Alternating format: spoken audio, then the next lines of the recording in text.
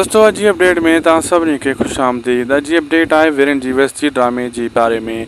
दोस्तों तव्हां रोज़ ज़रूरु एपिसोड ॻोल्ही हूंदी, नेक्स्ट एपिसोड जेका वीरेन जी वस्ती जी तव्हांखे न मिली हूंदी ऐं तव्हां इहो बि सोचियो हूंदो त छाजे करे। ऐं कुझु यूट्यूबरनि वरी छा लिखियो आहे त लास्ट एपिसोड ड्रामो ख़तमु थी वियो। ईअं न आहे दोस्तों, वीरेन जी वस्ती ड्रामो ख़तमु न आहे थियो, इन जा बक़ाया एपिसोड ईंदा।